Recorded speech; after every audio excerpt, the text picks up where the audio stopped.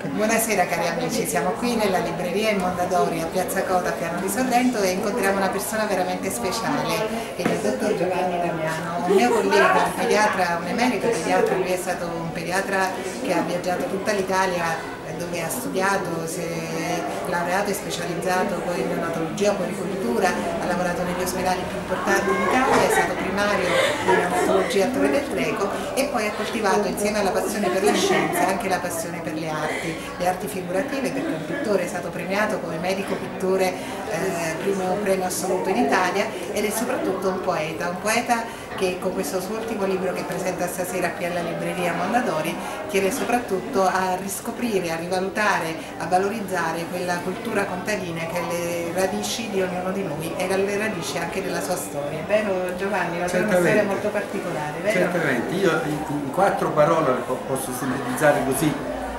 la mia storia, almeno finora. Insomma, io sono figlio di contadini, nato in una zona di campagna che è Volla.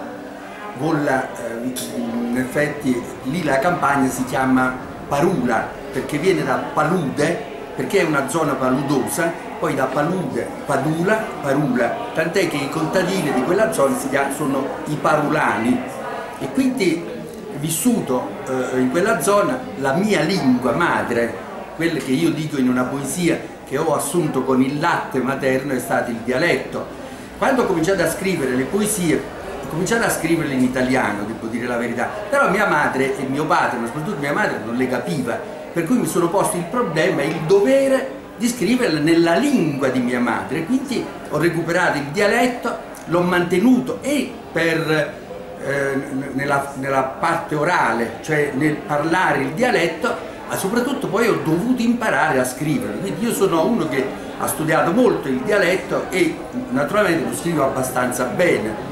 E poi in effetti è stato un mio dovere quello di scrivere il dialetto napoletano per recuperare la lingua madre. E tuttora il libro che io pubblico si chiama E prete casa mia, cioè le pietre di casa mia, e vuole essere un omaggio alla campagna, alle pietre di casa. Le pietre di casa sono le nostre radici, perché le pietre di casa dove noi siamo vissuti sono impregnate della nostra esistenza e quindi ci ricordano sono il nostro passato. Lì è depositata la nostra infanzia, l'età in cui prima che abbandonassimo la casa, che poi tra l'altro la mia casa è stata abbattuta, quindi è stata sgarrupata. Io ho avuto la possibilità di fare delle foto prima, che questa è la masseria dove io sono nato e dove sono vissuto fino a 30 anni, perché io poi ho anche lavorato in campagna.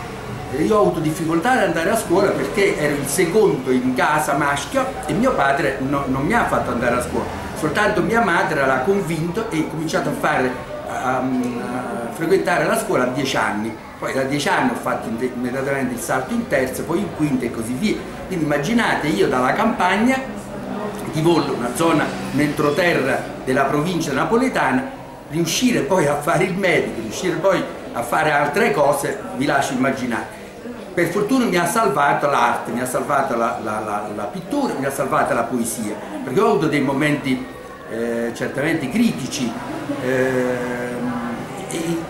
da cui io sono riuscito a uscire perché per fortuna avevo la poesia, perché anche io ho sempre ragionato così: se anche per la depressione, per i problemi che ho avuto, i problemi esistenziali che ho avuto, non riuscissi a fare il medico, non riuscissi a lavorare, a avere contatto con l'esterno, però la poesia, la pittura mi resteranno e nessuno me li potrà togliere. Questo è stato per me un grosso problema. Se si leggono un poco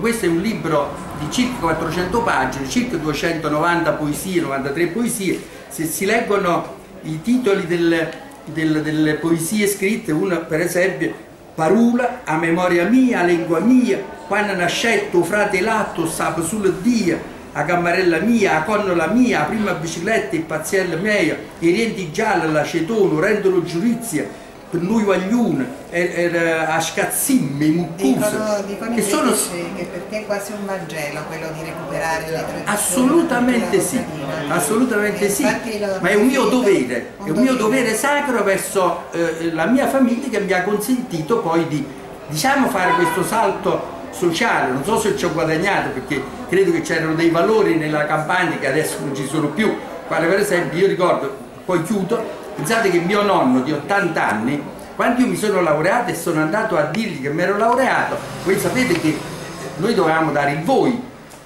alle persone anziane, era un obbligo, ma anche se era un poco più grande, io davo il voi a mio nonno. Quando io mi sono laureato e sono andato a dirgli, lui fu contentissimo, ha detto: Giovanni, da oggi sarò io a dare il voi a voi, perché voi adesso siete dottore e siete più importanti di me.